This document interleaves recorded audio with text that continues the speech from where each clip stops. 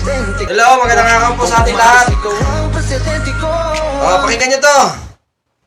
Panoorin nyo, pakinggan nyo. Sige nga. Justify nyo nga kung bakit nangyari to. Akala ko pa napakarami yung mga gagong DDS kayo. Ha? Bongbong Marcos, ikaw ang presidente ko. Bongbong Marcos, ikaw ang presidente ko.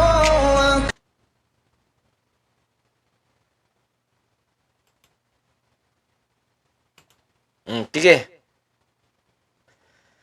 Explain nyo nga. Mga DGS. Legit to ha. Legit to na page ng dalawang mataas na opisyal ng gobyerno. 2.8 versus 7.3 ha. Kala ko napakarami nyo.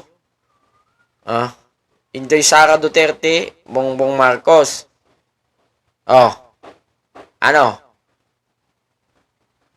Kala ko napakarami nyo.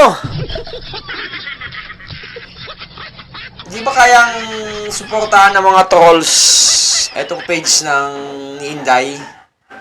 Di ba ang dami mga trolls? Hindi ba naisip yun na gawin mo lang 10 million to kung nasa 10 million talaga kayo? Ha? Akala ko ba marami kayo? Kulang pa yata dun sa ina-expect namin na 5 million kayo eh. Sige nga, yung mga nanonood na DDS sa akin, yung mga nagbabanta, yung mga basher, kala mo banta kayo ng banta, kala mo naman mayroon kayong ibubuga. Kala ko naman marunong kayong bumitik ng gatsilyo. Tayo na. Ano ba kayong kumalabit ng gatsilyo?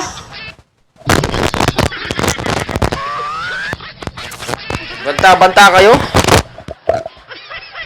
Nandito ako sa ano bang lugar to? Malamig eh, malamig. So kung mag-jacket, nanginginig ako ngayon. Banta kayo ng banta. Tangina nyo, siguraduhin nyo lang na matadali nyo ako. Pero pag hindi, kakatayin ko kayo. Sige nga, ito na lang walang away, no hate. Akala ko marami kayo. Legit to, puntahan nyo. Dalawin nyo. Ha?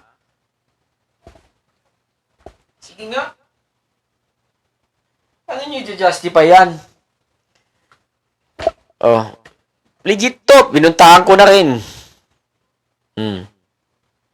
Ito yung pinagpo-posan nila eh, lalo na si Inday na nasa dahig pa hanggang ngayon, 'di ba?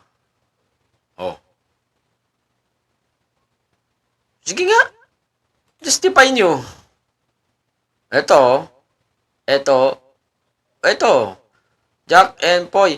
Hali-hali Poy. Sinong matalo siyang unggoy? Unggoy. Di ba?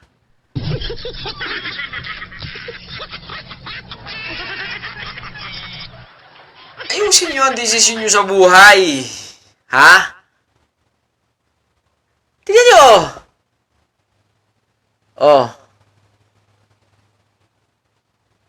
Diba? Diba?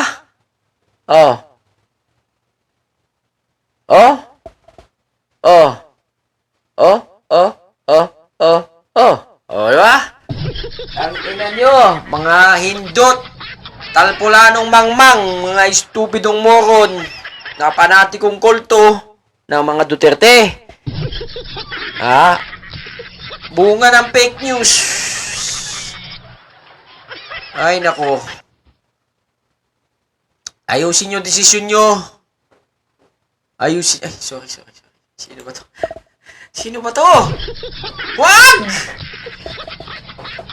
Sige na!